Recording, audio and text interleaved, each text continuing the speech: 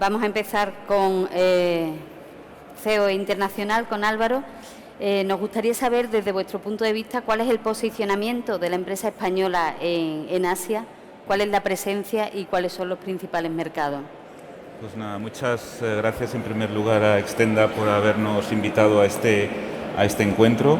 Efectivamente, bueno, el mercado del Indo-Pacífico pues es un mercado que presenta pues mucho interés, pero las prioridades varían según sea, digamos, la empresa exportadora o sea una empresa, digamos, inversora, ¿no?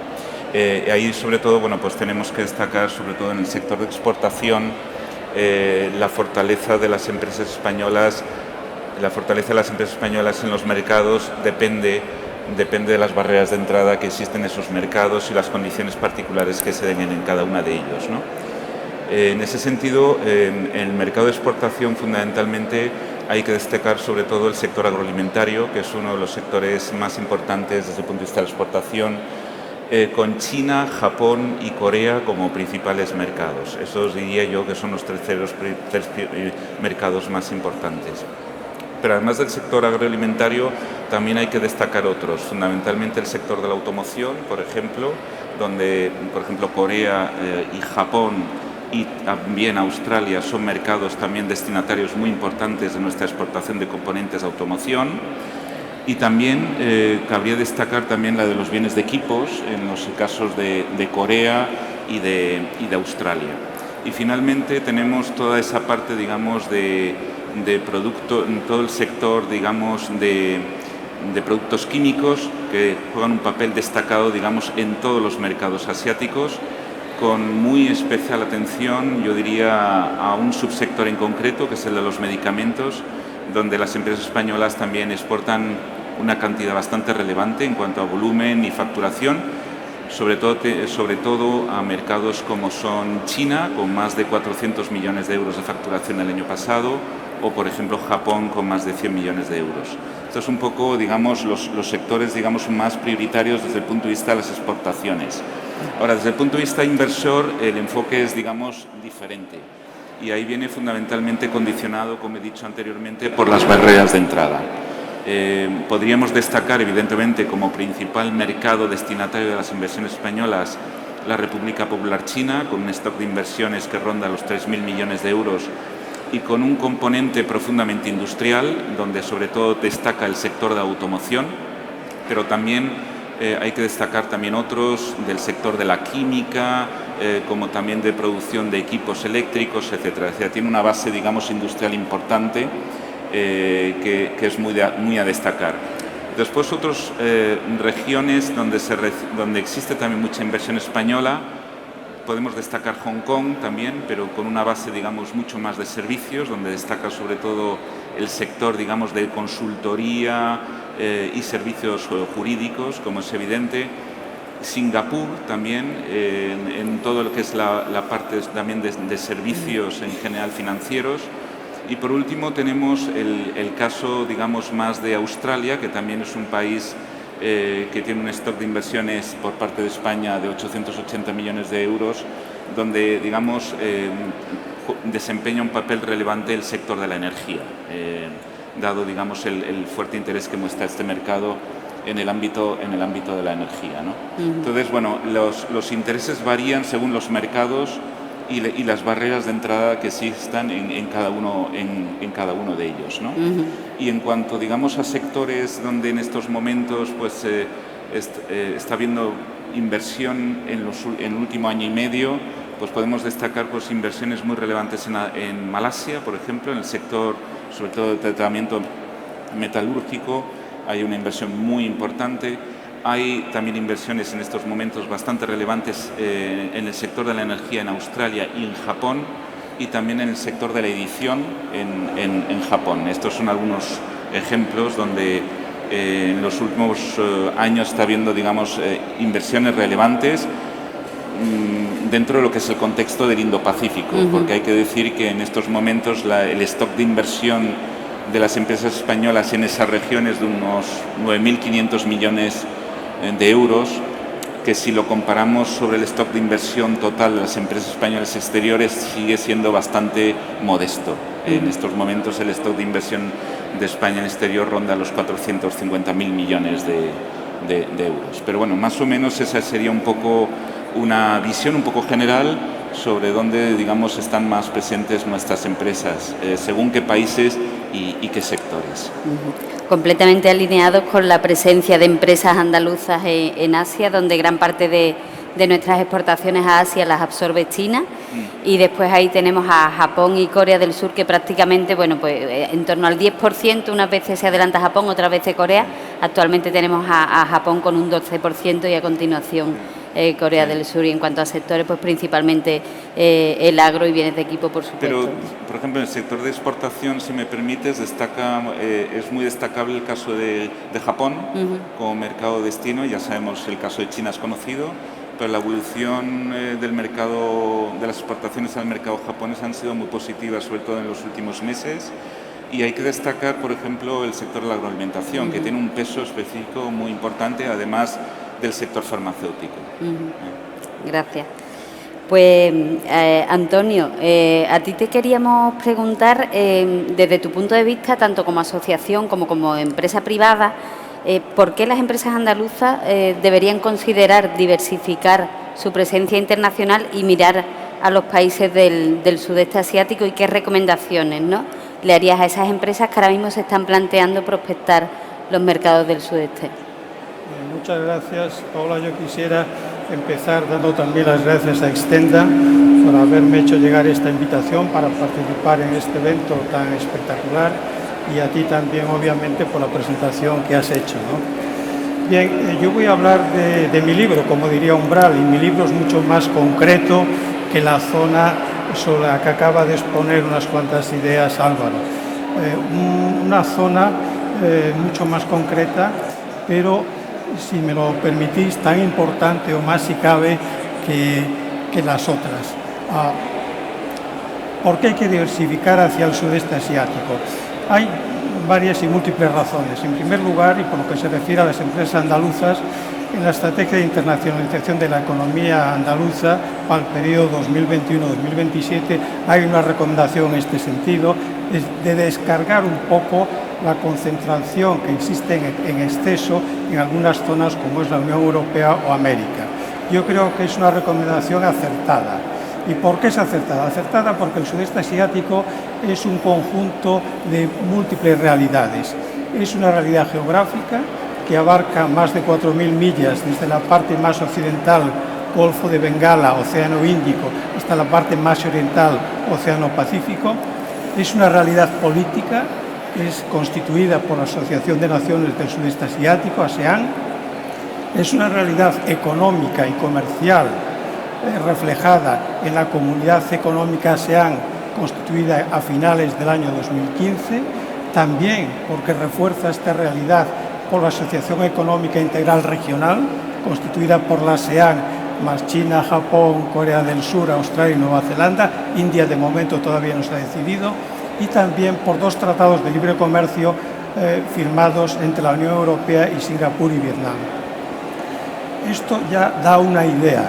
Pero hay otra idea que es importante y que ha sido reflejada por distintas personalidades, entre ellas por Robert Kaplan. Robert Kaplan dijo en una ocasión, y yo creo que es verdad, que quien conquiste el sudeste asiático conquista el mundo, porque hay una realidad estratégica, o dos, mejor dicho, que es el estrecho de Malaca entre Malasia y Sumatra, y el estrecho de Sunda entre Sumatra y Java, y todo el comercio mundial pasa por esas zonas, y hay que estar posicionado en esas zonas, ¿no? Yo creo que es importante. Y luego, además, porque, como dijo hace unos días también un compañero y amigo, el embajador Jorge Ezcayar, que habló, creo, aquí ayer, él decía, y es cierto, o por lo menos las previsiones apuntan en esa dirección, que en el año 2050 ninguna economía europea estará entre las 7 primeras economías del mundo. En cambio, Indonesia pasará a ser la 4ª economía del mundo, y con Indonesia como motor de arrastre el resto de las economías del sudeste asiático. Entonces, todas estas razones en su conjunto explican el por qué hay que diversificar. Y si a eso añadimos las oportunidades de negocio que existen en este momento entre los distintos países, algunas comunes a todos, pero otras distintas en materia de infraestructuras, obviamente, en materia de tratamiento de aguas y residuos sólidos, en materia de energías renovables, en materia de alimentación, bebidas y tabaco, etcétera, pues evidentemente yo creo que una empresa que quiera potenciar su salida al exterior debe tener en cuenta el sudeste asiático. Segunda parte de tu pregunta, recomendaciones. El sudeste asiático está compuesto por distintos países que, siendo vecinos y parecidos, no son idénticos. Sus economías son distintas, sus sistemas políticos son distintos y sus marcos regulatorios son diferentes también. Eso quiere decir que primero hay que conocerlos a través de estudios de mercado, que sería el primer elemento y el más fácil, pero también visitas presenciales. Hay que ir allí, hay que conocerlos allí. Y hecho esto, ¿cuáles serían los siguientes pasos? Los siguientes pasos serían, en primer lugar, tener un plan de negocio. Yo me he encontrado con empresas que se lanzan a mercados exteriores sin un plan de negocio, sin una estrategia, y eso es fatal. Eso conduce al fracaso. Plan de negocio. En segundo lugar, seleccionar el vehículo legal. En el ámbito de exportación, contar con un importador, un distribuidor o un franquiciado local, y en el ámbito del establecimiento, con una oficina de representación, una sucursal o una filial. En tercer lugar, elegir un socio local, clave. Sin un socio local es muy difícil abrirse paso en estos mercados. En cuarto lugar, tener una estrategia, como decía esta mañana Alberto, una estrategia a medio o largo plazo. Es muy difícil prever que una estrategia a corto plazo produzca resultados positivos. No es posible. Además, aparte de eso, hay que hacer una presentación. Los productos, las empresas tienen que ser presentados. Hace poco una empresa española muy conocida me decía: oye, Antonio, yo he llamado a distintas puertas y no se abren esas puertas. Digo, ¿te conocen? Y me dice, no nos conocen todavía, os tienen que conocer. Hay empresas privadas y públicas que se dedican a hacer este tipo de presentaciones y es necesario contar con ellas. Negociación, hay que negociar. Desde negociación que puedes establecer con tu socio local hasta negociaciones con clientes o competidores. Y en este sentido hay que tener en cuenta dos cosas. Una, las relaciones personales son clave. En esta parte del mundo, el viejo dicho inglés de time is money, dicen time is trust. El tiempo es confianza y la confianza se construye a través de una relación personal. Y dicen otra cosa, en Bahasa dicen Jam Cadet. El tiempo es rubber time, se estira como el caucho y no puedes pretender apurar las negociaciones en 24 horas. Es imposible, hay que darle tiempo para que madure. Y por último, yo recomendaría paciencia. La paciencia es esencial en esta parte del mundo a la hora de hacer un negocio, a la hora de encontrar un socio, a la hora de desarrollar una negociación. Muchas gracias. Yo creo que las empresas que nos estén escuchando y que tengan interés en el sudeste deben tomar buena nota de todos estos consejos que, como bien dicen, coinciden con los consejos que nos comentaba antes el embajador Álvaro Virella. Muchas gracias, Antonio. Álvaro, ¿podrías decirnos cuáles son los principales proyectos que las empresas españolas están llevando a cabo en Asia y si esto supone un efecto tractor para pymes o empresas de industria auxiliar que al final llegan a los mercados de la mano de esas grandes empresas? Sí, vamos a ver, en cuanto a los, digamos, proyectos más relevantes, bueno, ya he esbozado algunos en mi anterior intervención. En estos momentos está habiendo una importante inversión en Malasia, sobre todo en el sector del tratamiento metalúrgico. Está también habiendo inversiones relevantes en Australia y Japón en el sector de la energía, también en el ámbito concreto de la edición digamos que esos son las inversiones más relevantes que se están produciendo en el último año y medio que tengamos constancia, ¿no?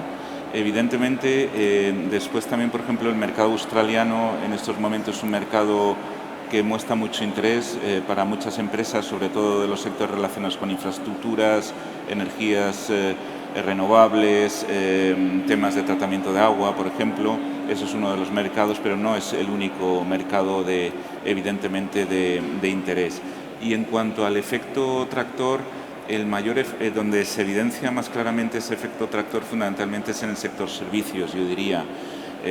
Esa yo creo que es una de las razones de por qué las inversiones y la presencia en servicios es tan relevante, por ejemplo, todavía en Hong Kong, que desempeña un importante papel, digamos, de apoyo, digamos, a todo el sector industrial español que está establecido en China y en otras partes, por ejemplo, de Asia, ¿no?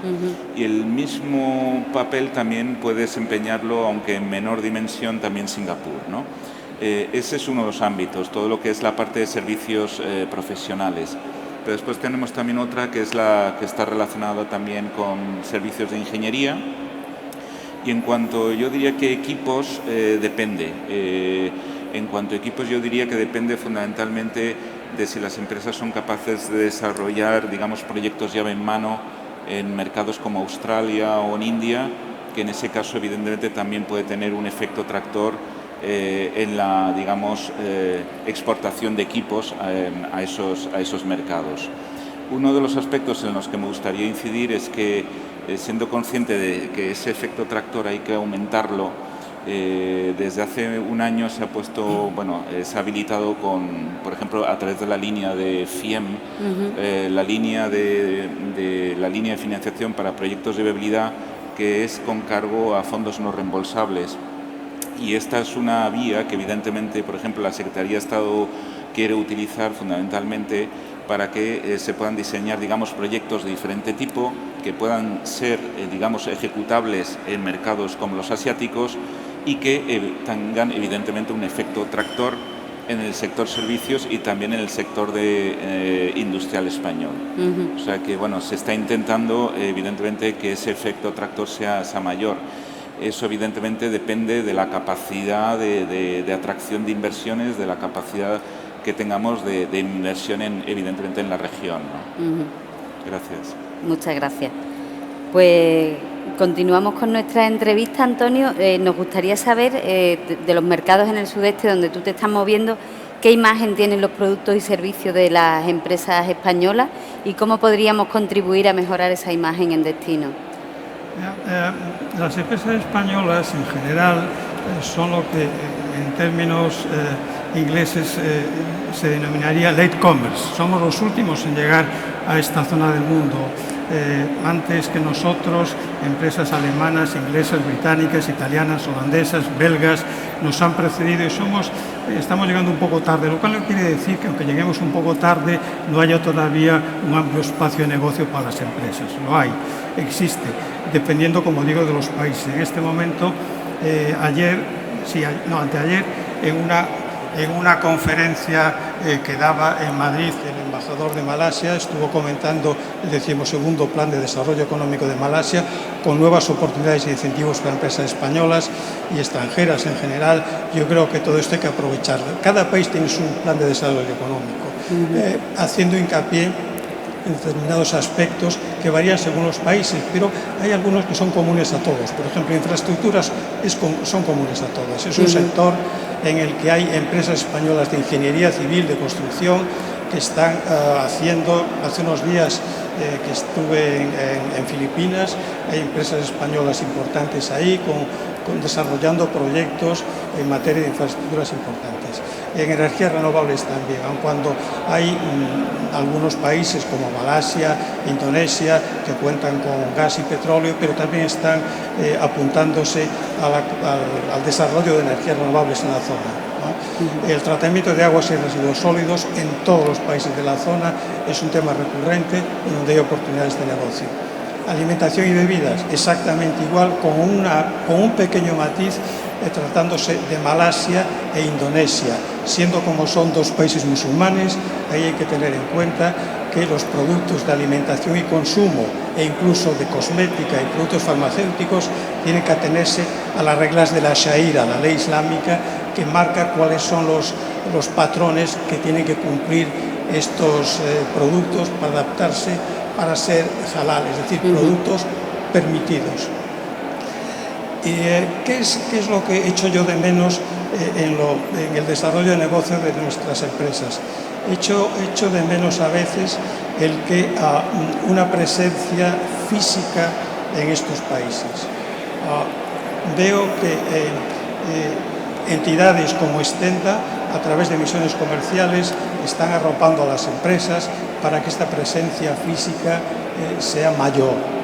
Pero es necesario, es decir, en estos países el hecho de que te vean, que te conozcan, a ti, a tu empresa, a tus productos, es esencial. Y no puede llevarse a cabo esto sin desplazarse a ellos. Hay que estar allí. Te tienen que conocer. Esto es importante. Y yo esto lo echo de menos. Echo de menos también un marketing un poco más activo. Por ejemplo, en materia vitivinícola, que nosotros tenemos unos vinos extraordinarios, pues salvo Filipinas, que es un caso excepcional por la historia y la cultura que nos une a este país, pero en el resto de los países los vinos españoles no son conocidos al nivel que deberían serlo, porque hay otros vinos de otros países, como pueden ser de Chile, de Argentina, de Sudáfrica, de Estados Unidos, por no hablar de Francia o Italia, que ocupan los primeros lugares. ¿Por qué? Pues porque allí no desconocen la realidad de lo que aquí llamamos o conocemos como denominaciones de origen. Es decir, se vende y se conoce la uva, Sauvignon, Chardonnay y otras, pero en cambio la denominación de origen no tiene ningún sentido para esta gente. Entonces, hacer un marketing adecuado, adaptado a los consumos locales, es esencial, es importante. Y otra cosa también que hay que tener en cuenta a la hora de estar presente allí, y es una recomendación que comentaba al principio, es el socio local. El socio local, claro, tienes que conocerlo, tienes que hacer una pequeña due diligence para saber con quién te juegas los dineros, pero el socio local es el que te va a abrir el camino, el que te va a permitir posicionarte en condiciones en un mercado que es un mercado pues muy competitivo, porque claro, antes comentaba las empresas europeas que están ya posicionadas allí, pero hay empresas chinas, coreanas, japonesas, indias, que están compitiendo por un mismo mercado.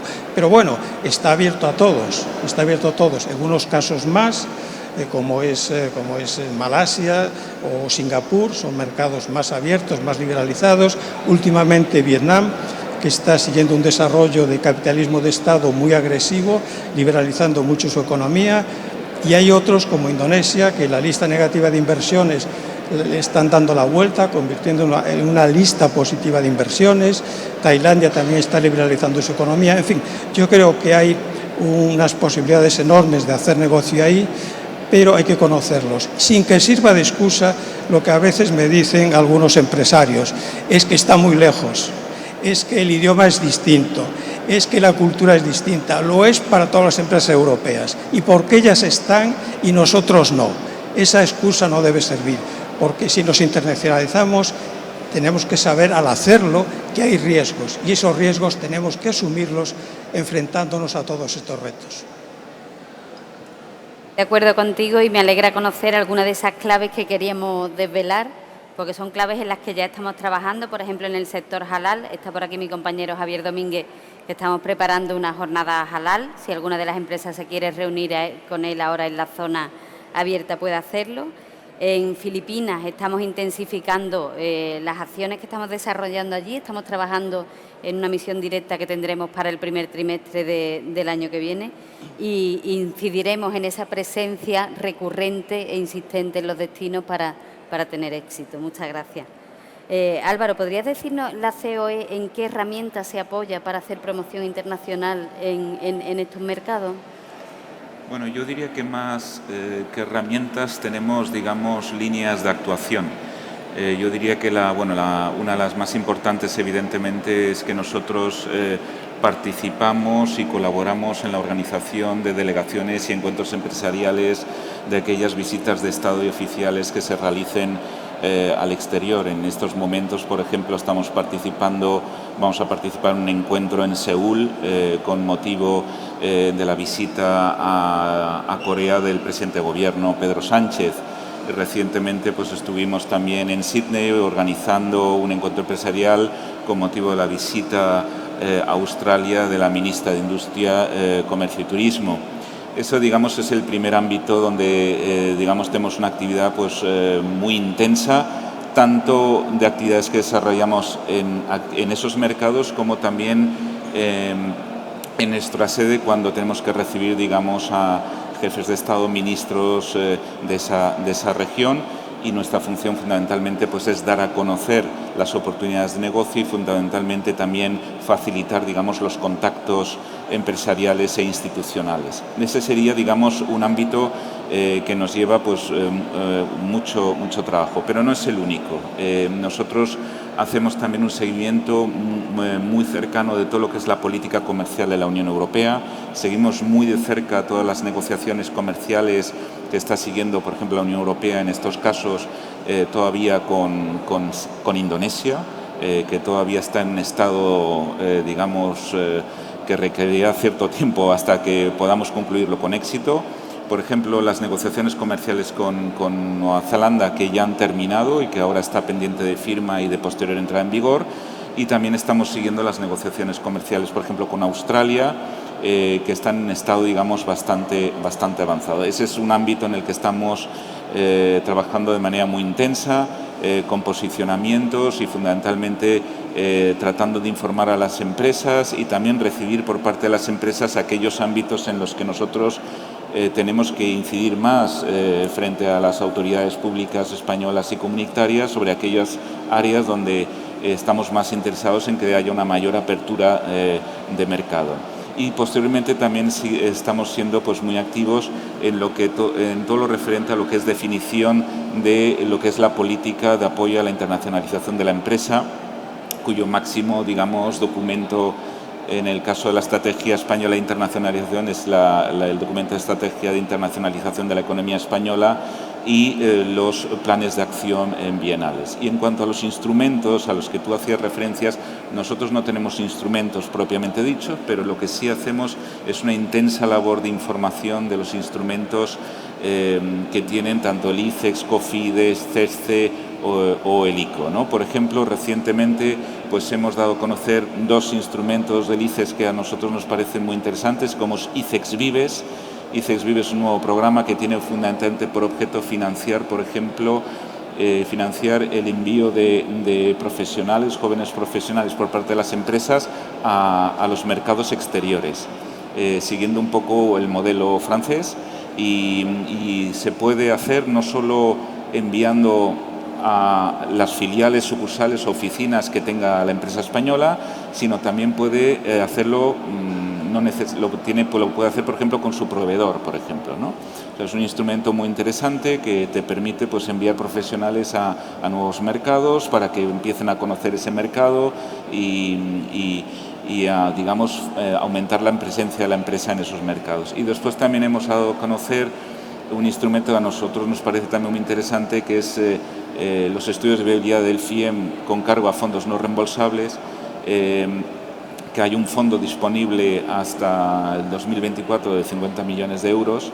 y que fundamentalmente facilita que consultorías, ingenierías, empresas puedan financiar estudios de viabilidad de proyectos de diverso tipo, con el objeto fundamentalmente posteriormente facilitar una inversión concreta en esos países. Y hay que decir que en ese caso se prioriza, por ejemplo, entre otras regiones Asia, ¿no? Existe un especial interés en priorizar aquellos proyectos que sean viables en Asia. Y eso es más o menos un poco lo que hacemos desde COE. Muy interesante tanto el tema de las visitas de Estado y las visitas acompañados pues, o por el rey o por el presidente del Gobierno, que nos dan ese soporte que necesitamos de conocernos en los destinos, interesantísimos, y efectivamente consultar los estudios de viabilidad, la elegibilidad de los países que pueden ser susceptibles de esos estudios que son con fondos no reembolsables y que te ayudan a definir el camino. Pues Antonio, ya para finalizar, porque además vamos un poquito justos, pero creo que es interesante, vosotros como despacho español que se ha implantado en todos estos países, creo que es interesante conocer qué aciertos y errores hemos cometido para orientar a nuestras empresas y que el error ajeno pues no sea propio, ¿no? Entonces... Bien, nosotros como despacho somos un despacho pionero en la zona. Llevamos 8 años establecidos allí. Empezamos en Malasia, dudamos al principio si Malasia o Singapur, pero al final, por 3 razones muy simples, nos inclinamos por Malasia. Malasia tiene un territorio que Singapur no tiene, tiene una población que Singapur no tiene y tiene unos costes muy inferiores a los de Singapur. Eso nos inclinó a implantarnos en Malasia. Y lo hicimos pensando que podía ser un riesgo, pero bueno, después de estos 8 años, de una plantilla de una persona con la que empezamos, ahora tenemos 7 personas en el despacho, son contratados locales, todos a los que supervisamos, porque solemos ir predicando con el ejemplo todos los meses básicamente a esta zona, nos rotamos en el despacho, pero efectivamente no fue un camino de rosas. Las cosas hay que ponerlas en claro, porque al principio, dominados por una cierta impaciencia, creíamos que desde la Constitución o la apertura de la sociedad hasta las relaciones con la administración local iba a ser más sencilla, pero nos costó porque íbamos todavía con la cultura europea occidental creyendo que podíamos trasladar allí nuestros esquemas de funcionamiento. No. Cuando estás allí tienes que adoptar los esquemas de funcionamiento locales, si no, esto no funciona. Y cuando los adoptamos, la cosa fue mucho más sencilla, fue muchísimo más fácil. Entonces, primero creamos una oficina de representación para conocer bien el mercado, relacionarnos con las instituciones públicas, tanto españolas que hay, la embajada, la oficina comercial, la Cámara de Comercio, como las instituciones malasias locales, la FMM, que es la COE local, SMITA, que es la gran asociación de la pequeña y mediana empresa, con la que acabamos de firmar un acuerdo de asesoramiento, también con el Centro Internacional Asiático de Arbitraje, con el MAIDA, que es la Agencia de Inversiones Malasia. Con todos ellos nos fuimos relacionando poco a poco a partir de una presentación que hicimos y que extendimos a todos los actores económicos y sociales y que presidió el que era entonces nuestro embajador en Kuala Lumpur, Carlos Domínguez, ¿no? Entonces empezamos a recorrer ese camino acompañando a empresas españolas que querían hacer negocio no solo en Malasia, que en Malasia se presenta a sí misma, y yo creo que es así, como la puerta de entrada en el sudeste asiático, sino también a empresas de esta zona que querían hacer negocio en Europa, y hemos venido trayendo y seguimos trayendo empresas de esta zona del mundo y a personas físicas, a particulares que quieren hacer inversiones aquí en España. Como digo, está siendo un camino de 8 años y ahora estamos completando esta red en los 6 principales países del sudeste asiático, con oficinas propias y asociadas, creando Spanish Desk en las principales capitales, con el fin de atender este doble cometido, este doble objetivo de acompañar a empresas españolas, porque hay que acompañarlas, hay que ayudarlas en todo lo posible para que vean que, a pesar de los riesgos que pueda haber, el camino, si se conoce cómo hacerlo, al final no es tan complejo. Y luego para atraer inversiones españolas de esta zona aquí. Y como colofón de todo esto, con una serie de empresas españolas, creamos hace 3 años la Asociación Empresarial España-ASEAN, de la que a mí me eligieron secretario general. Estamos haciendo muchas actividades, Stenda lo sabe porque es un socio principal de nuestra asociación. Estamos encantados con que sea miembro de ella y bueno, a través de esta asociación pues también de alguna manera reafirmamos y consolidamos lo que venimos haciendo. Muchas gracias, Antonio. Pues bueno, yo creo que nos han desvelado algunas claves, que era la intención que teníamos con esto. Como resumen, dejamos que entre esas claves están pues, el apoyo institucional en todos los ámbitos. Hay varios sectores de oportunidad que han salido, esos fondos FIEN de estudios de viabilidad que pueden ser tan interesantes, adaptarnos a los mercados, no creernos que somos el ombligo del mundo, que tenemos que ir y adaptar nuestros productos. Y yo os invito a que, si no tenéis reuniones con las oficinas de los mercados asiáticos, seguramente que podéis encontrar algún hueco. Veo por aquí a Jun, está por aquí Mina, Marc, Eduardo, y está también mi equipo de Stenda Sevilla. Están aquí hoy Javier Domínguez y Lola Alcántara, que ambos estarán encantados de atenderos, y si no, cualquiera de nosotros. Muchas gracias.